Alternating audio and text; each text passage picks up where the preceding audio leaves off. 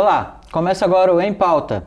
Neste programa nós vamos tratar sobre a conjuntura de políticas culturais no Brasil e América Latina, com Alexandre Santini, que é gestor cultural e diretor do Teatro Popular Oscar Niemeyer em Niterói, que veio para a calorada do DCE aqui da Fevale. É isso aí. Tudo bem, Alexandre? Tudo bem, obrigado. É um prazer aí estar aqui na Fevale, aqui no Novo Hamburgo, poder estar participando da calorada e também poder bater esse papo aqui. Alexandre, fala pra gente, assim, então, qual é a conjuntura, né, os principais avanços, né, nos últimos anos das políticas culturais no Brasil, mas eu vejo que, principalmente nos 2 últimos anos, houve um retrocesso. Sim, Não sei se estou vendo equivocadamente. vamos começar lá de trás, né, quer dizer, acho que o Brasil teve um papel muito importante, quer dizer, acho que no contexto latino-americano e também nacionalmente, quando, especialmente durante o período do governo Lula, com a gestão do ministro Gilberto Gil, quando o Gilberto Gil, em 2003, se tornou ministro da Cultura, ele reposicionou o lugar da política cultural no Brasil, né? Reposicionou o próprio lugar do Ministério da Cultura, que deixaria de ser somente um ministério voltado para apoiar as artes ou determinadas formas de manifestação cultural, para olhar o conjunto da sociedade, né? A chamada dimensão antropológica da cultura, que tem a ver com pensar a cultura enquanto elemento de consolidação da cidadania, elemento, fator importante do ponto de vista também econômico, porque em realidade a cultura também é geradora de emprego, geradora de renda, né? E na sua dimensão simbólica, que tem a ver com a própria construção da identidade e das identidades, da diversidade cultural do país, né? Esse conceito de política cultural, ele não só definiu uma forma de atuar na política pública de cultura a partir do Estado, como ele definiu o próprio conceito, ajudou a definir o próprio conceito de política cultural, inclusive na academia, inclusive nas definições, nos tratados internacionais, né? O Brasil foi não só signatário, como foi formulador da Convenção Mundial da Diversidade Cultural da Unesco, que surge em 2004 com grande protagonismo do Brasil no processo de implementação. E evidentemente que esse processo influenciou, e não foi só na cultura, mas na cultura aconteceu, influenciou o panorama latino-americano, que também a América Latina vivia um contexto, né, de governos progressistas, de governos que também tinham uma maior sensibilidade social, e o modelo das políticas culturais do Brasil, no todo ou em parte, ele foi tomado como referência e influenciou em muitos aspectos as políticas também dos demais países latino-americanos. E é evidente que nos últimos 2 anos o que está acontecendo no Brasil também não é isolado, né? O que está acontecendo no Brasil também tem a ver com um panorama latino-americano também de uma onda conservadora, de uma onda também de restrição de direitos, de restrição de processos democráticos. Então, nesse sentido, obviamente que, em geral, todas as políticas de democratização, de distribuição de renda, de acesso ao Estado são penalizadas nesse processo, né? Que, como eu falei, é um panorama que acontece no Brasil, mas também se repete no todo ou em parte nos países latino-americanos, mas fundamentalmente a política cultural evidentemente fica penalizada também, há um retrocesso, não só no Brasil, no que tange também a essa dimensão importante, né, que o Brasil e a América Latina ocuparam no panorama das políticas culturais, porque nós sempre fomos países importadores de modelos de políticas culturais, né? E não só, mas também na área da cultura, né? E de repente, nos últimos 10, 15 anos, passamos a ser exportadores de referência para o mundo em termos dessas políticas. E hoje, infelizmente, estamos numa situação, embora continuemos como referência pelo histórico, mas perdemos esse protagonismo e essa capacidade de iniciativa. Na efetividade, né, das políticas. E isso eu queria te perguntar, assim, foram mais ou menos uma década de governos de esquerda, né, em muitos países aqui da América Latina. Isso. Né, e teve essa questão da política cultural. Não houve tempo, então, de sedimentar essa cultura, porque o que nós vemos hoje parece que não foi suficiente esse lastro de 10 anos construído, não foi suficiente para segurar esse momento em que as perdas de direitos acontecem tão facilmente. Porque 10 anos também, num período histórico que você vem aí de um processo de décadas e décadas de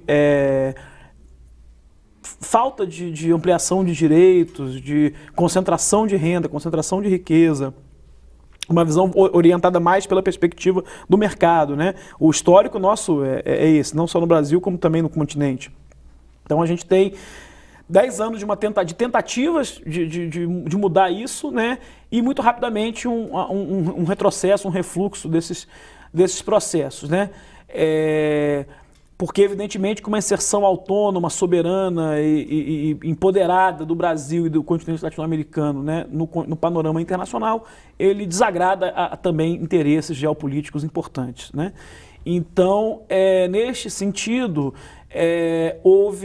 há um processo de desmonte, mas, ao mesmo tempo, claro que você tem algumas estratégias de consolidação, né? Por exemplo, no caso do Brasil, foram aprovadas uma série de legislações na área cultural importantes que se mantêm. Quer dizer, a emenda constitucional que institui o Plano Nacional de Cultura, o Sistema Nacional de Cultura, leis ligadas ao mercado do audiovisual. O Brasil hoje tem um dos maiores fundos públicos do audiovisual do mundo, né? Que é o Fundo Setorial do Audiovisual, especialmente na área que eu atuo, que é a área da cultura viva, cultura comunitária, com os pontos de cultura, né? O Brasil criou em 2014 e aprovou uma lei, né, transformou em política de Estado, a Lei Cultura Viva, que transformou em política de Estado os pontos de cultura, né, que é a política de fomento e de democratização do acesso não só à produção cultural, mas aos meios de produção da cultura, né? Então, grupos comunitários, quilombolas, indígenas, culturas populares periféricas, grupos jovens da periferia, enfim, toda uma diversidade de expressões culturais do Brasil que foram apoiadas ao longo dessa década e meia.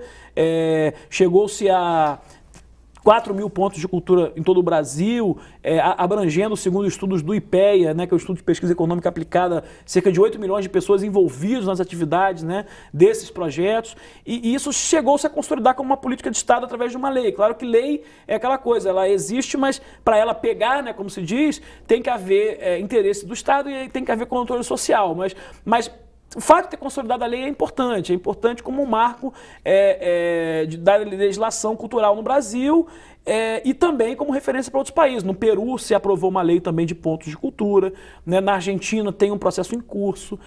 Esses programas de pontos de cultura, no caso, por exemplo, desses dois países, da Argentina e do Peru, mesmo com mudanças de governo que aconteceram nesses países também, os programas tiveram continuidade, né? Então, mesmo num cenário de retrocesso, a gente percebe que há continuidades, e especialmente no caso dessa ideia da cultura viva, que na América Latina chama-se cultura viva comunitária, isso hoje é um movimento latino-americano, né? Você teve congressos latino-americanos que reuniram mais de 20 países, em 2013 na Bolívia, em 2015 em El Salvador, no ano passado nós fomos a Quito, no Equador, onde foi o 3º congresso, o 4º vai ser na Argentina em 2019, quer dizer, então também isso gerou, mesmo com esse retrocesso conjuntural que nós estamos vivendo aqui, nesse momento, gerou um movimento na sociedade civil, a partir da sociedade civil na América Latina, que isso não tem como voltar para trás. Quer dizer, embora enfrente dificuldades, mas de fato você gerou uma articulação em nível latino-americano que existe, está atuante, está forte, né? As dificuldades não estariam justamente na concentração da mídia no Brasil, 7 famílias dominando a família, porque a mídia, a maior parte da mídia no Brasil, sendo que essas produções culturais não chegam ao grande público, pelo menos essa é a minha visão.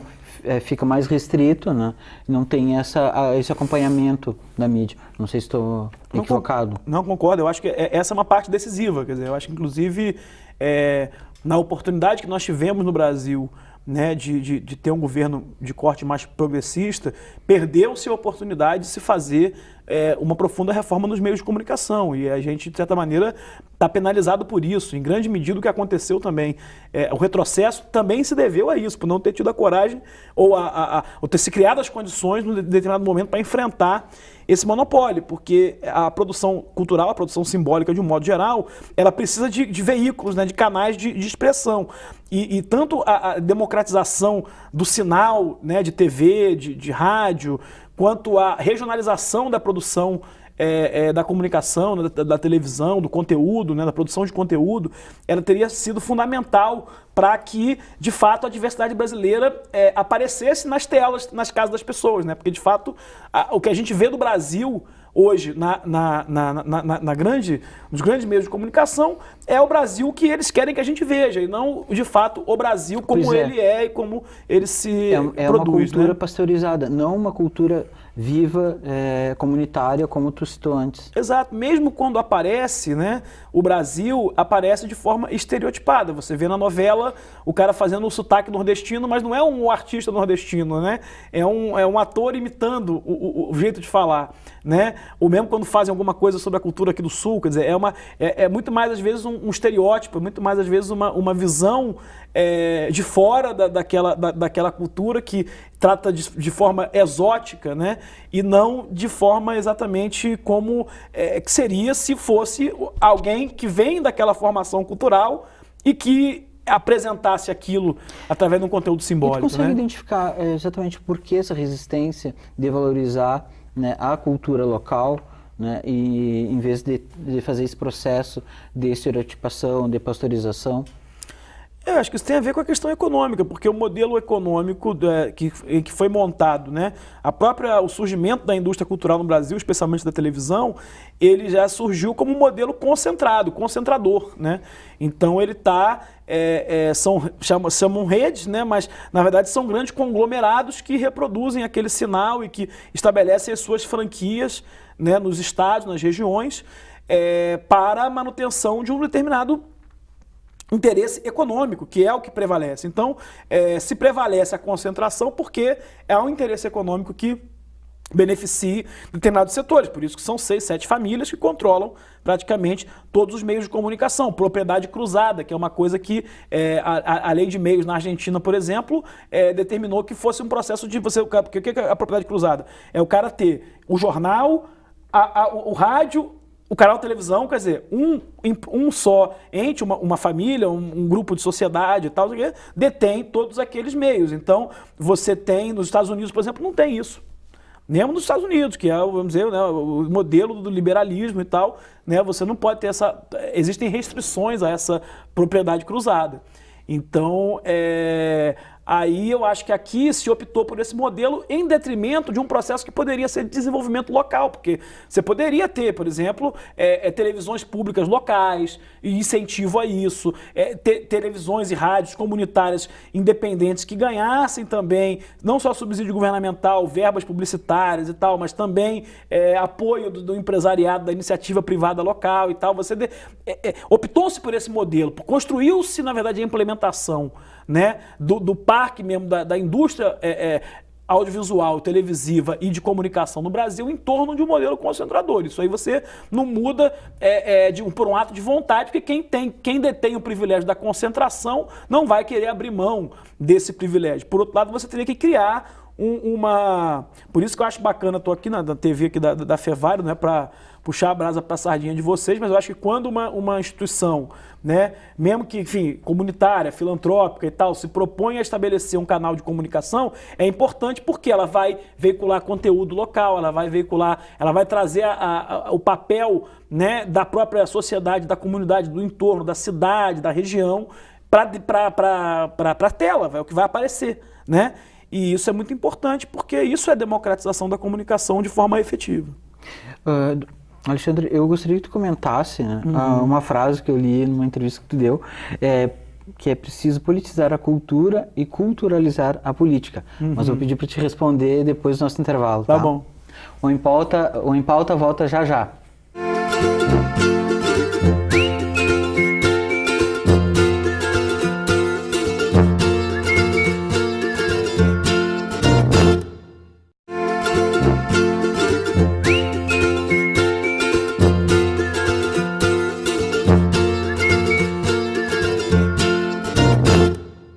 Voltamos com o Em Pauta. Hoje estamos tratando sobre a conjuntura das políticas culturais no Brasil e América Latina. Estou com o Alexandre Santini e no bloco anterior, Alexandre, te perguntei, né, que tu tinha uma frase, né, politizar a cultura e culturalizar a política. Por favor, fale mais sobre esta frase que tu deu em uma entrevista. Porque acho que a gente... política e cultura são duas palavras, eu brinco, costumo dizer, são palavras ônibus, né? Porque elas querem dizer muita coisa. Cada um, ao abordar, quando você fala sobre política, quando você fala sobre cultura, você precisa dizer sobre o que você está falando, definir, né, sobre o que você está falando. E quando você fala de política cultural, quando você junta as duas, mais ainda, porque aí é um outro conceito que tem a ver, né, com as duas dimensões, né, e que você precisa, na verdade, sempre... Tudo bem, eu estou falando de políticas culturais, mas o que mesmo que eu estou querendo dizer com isso? Quer dizer, acho que isso é uma... quando eu falo de política, ainda mais no momento que a gente vive na sociedade, que há uma certa demonização da política, há uma certa coisa, né, com a política como se fosse uma coisa associada à corrupção, associada o que é feito também em nome da política, mas em nome da política também são feitas outras coisas boas, importantes, positivas, necessárias para a sociedade e que não estão tão relevadas assim, né, no debate público. E cultura também, cara, cultura é teatro, é cinema, não, mas cultura também é as tradições, né, a diversidade cultural, o jeito como um determinado povo se expressa, a cultura é a língua, a cultura é muita coisa, né, então você tem que enquadrar de que dimensão nós estamos falando quando estamos falando de política e de cultura. E acho que existe, especialmente no momento que a gente vive na humanidade, né, onde a economia do conhecimento e da informação ela é basicamente o grande ativo, né, que move as relações sociais, econômicas, políticas e tal. A cultura ela é um elemento fundamental da política, no sentido de que não existe... atualizando a frase, quer dizer, não existe política sem cultura e não existe cultura fora da política, né? Então, de fato, você percebe que os movimentos hoje, que as grandes transformações que a humanidade tem vivido, né, elas estão mediadas. Você veja, por exemplo, o que seria das revoltas que foram conhecidas como a Primavera Árabe, se não fosse a existência das redes sociais, por exemplo. Seria impossível pensar aquele movimento sem pensar que existe ao lado dele um processo de produção de conteúdo, de produção de narrativa, de produção de informação feita diretamente pelas pessoas, através de meios de comunicação comum, como o caso das redes sociais, né? Então isso tem a ver com a cultura, com o comportamento, com a forma de você ver que as questões identitárias hoje, a questão do feminismo, a questão racial, a questão de gênero, de orientação sexual e tal, tudo isso são dimensões cada vez mais importantes no debate público. Não tem mais como você falar de política ou de movimento, qualquer coisa, sem levar em consideração essas dimensões, né? E isso são dimensões culturais, porque o ser humano ele se define culturalmente, né? Ele se define pelo modo de falar, pelo modo de vestir, pelo comportamento, pelas opções que faz, né? E essas opções são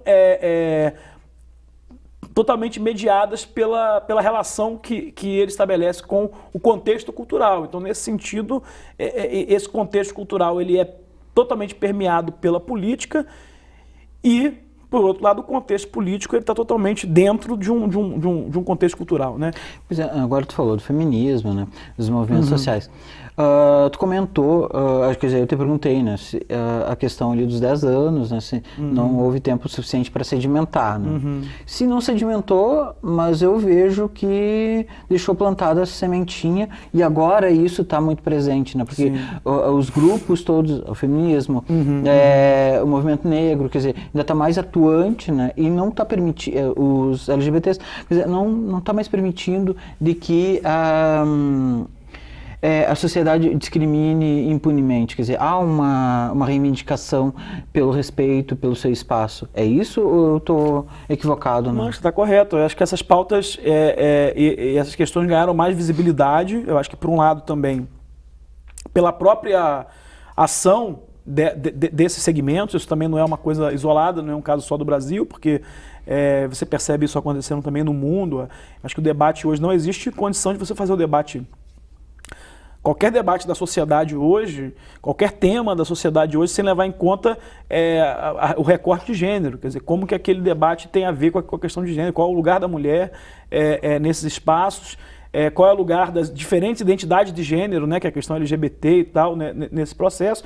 E isso é uma conquista desses setores que durante décadas lutaram por esse reconhecimento. No caso do Brasil, você tem o fato de que também nessa primeira década do século XXI, né, nesse ciclo mais progressista, essas questões se tornaram também pautas de uma agenda pública, de uma agenda governamental. Então você teve, por exemplo, as conferências, né, nacionais de cultura, de diversidade LGBT, conferência de mulheres, das políticas sociais, quer dizer, de comunicações. Então você teve um processo também de escuta da sociedade, né, de ampliação dos mecanismos de controle social, e isso fez com que esses grupos se organizassem mais, se encontrassem, se articulassem em rede. Então você tem hoje uma dimensão muito mais nacionalizada e até internacionalizada dessas organizações, como você não tinha anteriormente, há 10, 20 anos atrás não existia. Então eu acho que esses são avanços que, por mais que hajam retrocessos momentâneos, conjunturais, e que a gente esteja de fato vivendo um momento muito difícil do Brasil, do mundo, você tem também alguns avanços que se construíram nesse processo que também simplesmente você não acaba com tudo de uma vez, né? E as coisas se mantêm, se sustentam, inclusive como forma de resistir a esses retrocessos. Alexandre, quando a Anitta lançou ali o clipe Vai Malandra, houve todo um debate, né? Muitos defendendo ela, outros acusando, né? Inclusive grupos, né, feministas, né? E o que ficou em mim assim foi: o Brasil já consegue aceitar a sua própria cultura, ou a matriz, né, da cultura brasileira é pensada no eurocentrismo? Eu acho que esse negócio da Anitta, ele nos coloca bem na contradição desse debate, né? Porque, por um lado, o que é o clipe da Anitta? Quer dizer, gostemos nós ou não, ela fez um produto para o mercado internacional, ela fez um produto para dialogar com o mercado da música pop, e ela teve sucesso nisso aí. Ela fez esse negócio mirando, inclusive, já uma nova plataforma, né, que é o Spotify, quer dizer, então o lançamento do single ali por aquela plataforma, e ela ganhou com aquilo ali, quer dizer, todo um modelo de negócio em torno daquele produto ali, clipe, que envolvia o produtor, o arranjador, os artistas que ela colocou, uma parte da música era em inglês e tal, quer dizer, então ela fez uma coisa mirando o mercado, teve êxito, mas ao mesmo tempo ela faz isso como sendo uma menina da favela, trazendo esse imaginário da ideia da favela, do banho daquele fita isolante para se bronzear, trazendo uma série de elementos que são... Usando da sensualidade da mulher e tal. Aí a discussão se é objetificação, se não é. Eu acho que tem, obviamente, que tem a objetificação do corpo, mas ao mesmo tempo tem também um empoderamento do corpo, né? Que acho que traz as duas coisas. É porque é difícil você tomar... hoje em dia você tem que tomar partido de uma coisa, se você ser contra ou você a favor, ou radicalmente contra ou radicalmente a favor. E no caso dessa coisa da Anitta, você tem que olhar o conjunto, né? Você tem que olhar que, na realidade, eu, por exemplo, olho por um lado que eu acho super empoderador, eu até escrevi um artigo sobre isso, que eu acho super empoderador no sentido do feminismo, que é o seguinte: a figura do malandro na cultura popular, especialmente no Rio de Janeiro, ela é uma figura predominantemente masculina, né?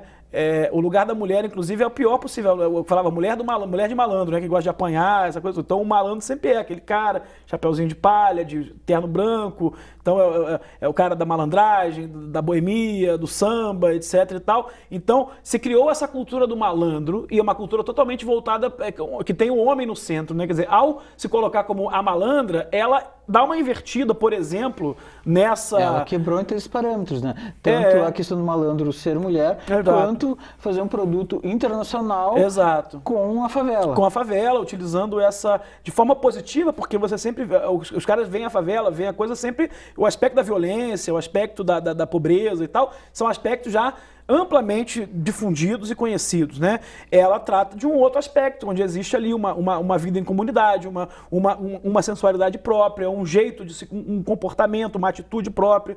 Então o negócio da fita isolante, do biquíni fita isolante, virou fantasia de carnaval no Rio, no carnaval de rua esse ano, quer dizer. Então criou símbolos também, trouxe símbolos, né, dessa cultura e transformou transformar o tabu em totem, né? Quer dizer, tirar a coisa ali daquele lugar de lugar de pobre, de opressivo, de não sei o quê, e colocar isso, dar isso um outro status, né? Então, esse negócio da Anitta nos faz pensar nisso tudo. O que eu quero dizer é que eu também não estou dizendo assim, é bom ou é ruim.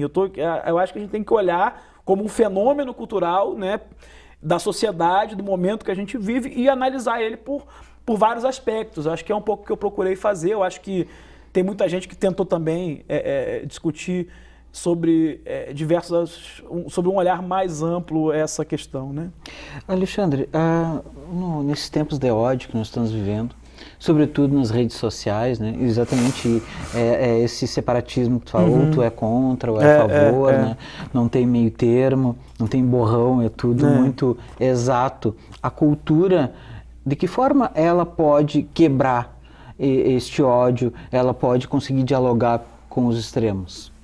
Eu acho que através da cultura nós temos, vamos dizer assim, talvez uma saída ou uma possibilidade de sobreviver a essa crise, que a crise que nós estamos vivendo não é só uma crise política, uma crise econômica, ela é sobretudo uma crise civilizatória, no primeiro momento onde a própria ideia de civilização, de humanidade, de democracia, que a gente construiu ao longo dos 200 anos, que a humanidade construiu, está em xeque, está sendo duramente questionada, de dentro e de fora da sociedade, dessa sociedade, né?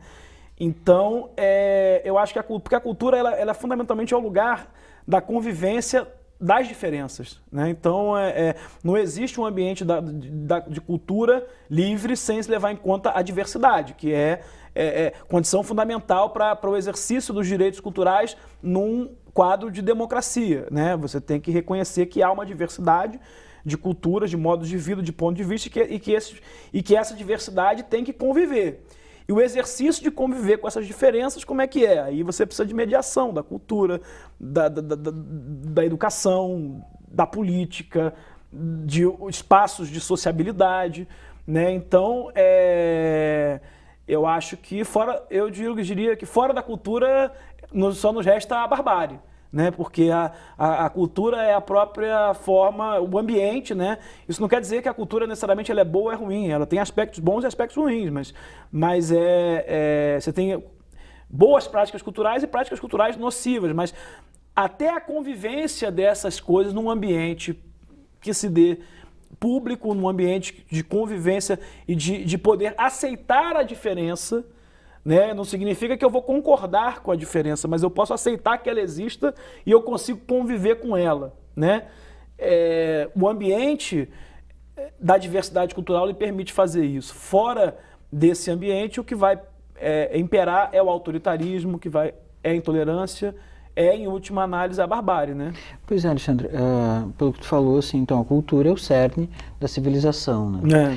Mas, vendo um artigo falando que uma pesquisa do Instituto Latino Barômetro do Chile, dos 18 países da América Latina, o Brasil é o último na questão da percepção da democracia. Apenas 18% percebiam a democracia vigente no Brasil, né? Perdendo inclusive para a Venezuela, que sempre se fala, ou Cuba, que sempre se fala em ditadura, né? Diante desse respeito pela cultura do outro, né? Mas todo essa desconfiança com a democracia, como se pode trabalhar a cultura nisso? Quer dizer, a cultura é aceita, é nesse sentido que eu quero dizer, a cultura do outro é aceita. Por exemplo, nós gaúchos conseguimos aceitar a cultura nordestina? É porque, como eu te falei, que a cultura ela pode ser boa ou ser ruim, eu acho que no Brasil se criou uma cultura nociva, que é uma cultura de desvalorização da política, de desqualificação da política. Eu acho que isso é um processo que não é novo. Eu acho que ele já tem mais de 20, 30 anos. Eu acho que, de certa forma, todos os espectros políticos contribuíram para isso de alguma forma, tanto a esquerda quanto a direita, né? Uma demonizava a outra, como dizendo que aquilo era politicagem, era corrupção e não sei o quê, quando na realidade você tem uma corrupção inerente ao sistema e que ela só vai mudar na medida que hajam mudanças estruturais, né, no próprio sistema de representação, no próprio sistema político. E aí você teve um processo de desqualificação da política. Então, isso é que gera, do meu ponto de vista, a percepção de que há uma desconfiança da democracia, porque se a pessoa não acredita que que o cara vota, todo mundo no Brasil tem, o voto é obrigatório e as pessoas vão votar, embora cada vez mais cresçam os índices de abstenção. Os índices de abstenção nas eleições do Brasil, elas já estão se assemelhando aos índices de não votantes em países onde voto não é obrigatório, quer dizer, porque o cara vai lá, não vota, mas aí vai lá, paga R$5 e aí não quer dizer... na realidade, esse exercício, o cara fala, eu vou lá votar, mas eu vou votar e não vai mudar nada. Ou o cara vota, ele reclama da política, mas na hora dele votar, ele vai votar segundo o interesse ali imediato, ou o cara que vai prometeu a ele uma vantagem individual, ou que faz algum benefício ali momentâneo, mas que não tem... uma prática política que seja... não tem uma efetividade para o coletivo e para o país a longo prazo, isso. Exatamente, isso vai gerando um quadro em que as pessoas passam a ter uma desconfiança na democracia, nas instituições e coisas, só que ao mesmo tempo elas estão fragilizando essas democracias e as instituições e elas mesmas estão incorrendo naqueles pecados que elas dizem apontar no outro, né? Porque se você faz qualquer exercício de política, mesmo que seja o seu voto, visando um benefício individual ou um pequeno favor ou um emprego ou uma coisa assim, você está, na verdade... corroborando para um sistema que está se corrompendo a partir da ação de indivíduos, porque o sistema também não se corrompe sozinho. Sim, precisa, quer dizer, ele é o reflexo do seu povo. Né? Exato. Alexandre, nosso tempo já se esgotou, tem mais questões para abordar contigo, muito obrigado por participar. Eu que agradeço também e daqui a pouco estaremos aí à disposição.